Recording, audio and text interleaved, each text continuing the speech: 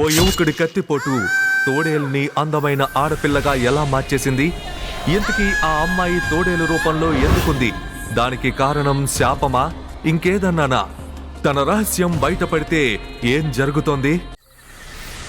ఎప్పుడైతే ధ్రువ తన మొదటి వేట కోసం బయలుదేరాడో అప్పుడే అసలు కథ మొదలైంది.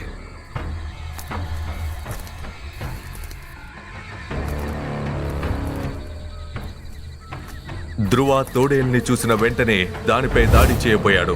ఇది నా మొదటి వేట అవుతుంది.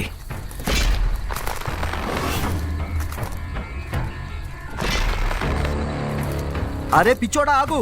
దాన్ని చంపకు. అది తోడేలు కాదు, ఒక అమ్మాయి. అరే, నువ్వు ఆ తోడేలుపై దాడి చేస్తే ప్రాణాలతో బయటపడలేవు. ఆమె క్రిప్టన్ వరల్డ్ లోనే గొప్ప వారియర్ అని విశాల్ ఇంకా ఏదో చెప్పబోయే లోపే ధ్రువ తన కత్తిని తీసి ఆ తోడేలు కాలు మీద బలంగా గుచ్చాడు. ఆ కత్తి నేరుగా తోడేలు శరీరంలోకి దూసుకెళ్ళింది. చూస్తుండగానే ఆ తోడేలు ఒక అందమైన అమ్మాయిగా మారిపోయింది. ఆమె పేరు దేవిక. నువ్వేమైనా గుడ్డివాడివా? నేను వేట కోసం మాత్రమే తోడేలుగా మారినట్లు కనిపించట్లేదా?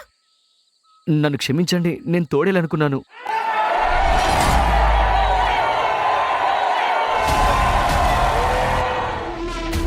దేవికపై దాడి చేసి ఇతను తన చావుని తానే ఆహ్వానించాడు. గ్రాండ్ మాస్టర్ కి విషయం తెలిస్తే అతను ఈ పిచ్చివాడిని ఏం చేస్తాడో తలుచుకుంటేనే నా శరీరం వణికిపోతుంది. అప్పుడే ఆ దట్టమైన అడవిలో ఎవరో పరిగెడుతున్న శబ్దం వినిపించింది.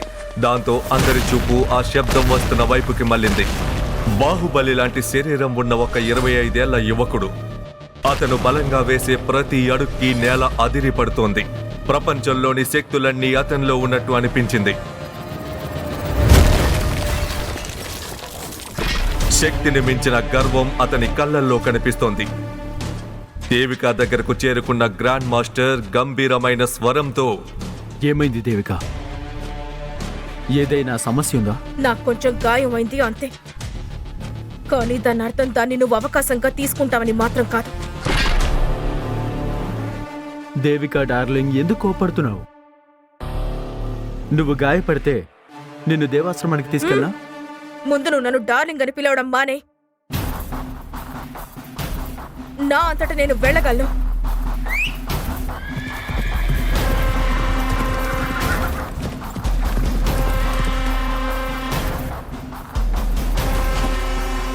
గుర్తు పెట్టుకో దద్దమ్మ, ఈ రోజు నుండి నువ్వు నా భర్త శత్రువు అయిపోయా. మళ్ళీ నాతో గొడవ పెట్టుకుంటే నీకు చావు మాత్రమే వస్తుంది అని చెప్పి దేవిక తన గుర్రంపై ఎక్కి దేవ్ ఆశ్రమంకి బయలుదేరింది. అప్పుడు గ్రాండ్ మాస్టర్తో సహా అందరి చూపు ధ్రువ వైపే ఉంది.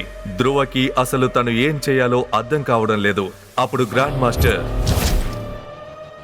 నిన్ను చంపేయాలా లేక వదిలేయాలా? చెప్పు, నిన్ను ఏం చేయాలి? నన్ను నమ్మండి, నేను కావాలని దేవికపై దాడి చేయలేదు. నేను నిన్ను ఎలాంటి శిక్ష కావాలో అడిగాను, కానీ నువ్వు మాత్రం క్షమాపణ అడుగుతున్నావు. సరే, మీరందరూ చెప్పండి, వీడికి ఎలాంటి శిక్ష వేయాలి? దేవికపై ఏ చేత్తో అయితే దాడి చేశాడో ఆ చేతిని నరికేయండి. లేదు లేదు, ఇది అతనికి చాలా చిన్న శిక్ష. అతన్ని నగ్నంగా చేసి ఎలుకలుండే గుహలో పెట్టి బంధించాలి. ఇతన్ని చెట్టుకి కట్టి ఇనుప కడ్డీలను వేడి చేసి కళ్ళల్లో గుచ్చితే ఎలా ఉంటుంది? మనం అతన్ని క్షమించాలని నాకు అనిపిస్తోంది. అర్థం లేని మాటలు మాట్లాడుకో. నువ్వేం మాట్లాడుతున్నావో నీకు తెలుస్తుందా? కోపడకండి. నా ఉద్దేశం ఏంటంటే మనం ఇతన్ని క్షమించాలి, కానీ అది జరగడానికి ముందు ఈ పిచ్చివాడు మనల్ని యుద్ధంలో ఓడించాలి. వా, ఎంత మంచి మార్గం చెప్పావు. అయితే నువ్వు రేపు మా 5 యోధులను ఓడించావంటే మేము నిన్ను క్షమిస్తాం, లేకుంటే ఫలితం ఏంటో నీకు తెలుసు. ధ్రువ పోరాటం చేయడానికి ఒప్పుకోడని అందరికీ తెలుసు. ఎందుకంటే పోరాటం అనే మాట పక్కన పెడితే కత్తి పట్టుకోవడం కూడా తనకు సరిగ్గా రాదు. నేను ఈ ఛాలెంజ్ ఒప్పుకుంటున్నాను.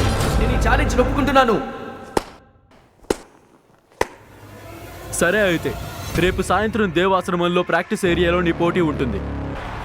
దేవ్ ఆశ్రమమంతా ధ్రువ పోరాటం చూడడానికి ఎంతో ఆసక్తిగా ఎదురు చూస్తుంది. క్రిప్టో వరల్డ్కు వచ్చి ఒక్కరోజు కూడా కానివాడు 5 ఎలా పోరాడతాడని అందరూ తెలుసుకోవాలనుకున్నారు. గ్రాండ్ మాస్టర్ కూడా తన జట్టులోని 5 మంది అత్యంత శక్తివంతమైన యోధుల్ని సిద్ధం చేసుకున్నాడు. ధ్రువకి ముందే మార్షల్ ఆర్ట్స్ వచ్చు కాబట్టి అతను ఫుల్ కాన్ఫిడెంట్ గా ఉన్నాడు. ఆ 5 ఓడించగలననే నమ్మకం అతనికి ఉంది. ఇప్పుడే ఈ కింద ఇచ్చిన లింక్ క్లిక్ చేసి పాకెట్ ఎఫ్ఎం డౌన్లోడ్ చేసుకోండి. అనుక్షణం రహస్యాలు మలుపులతో నిండిన ధృవ కథను వినేయండి.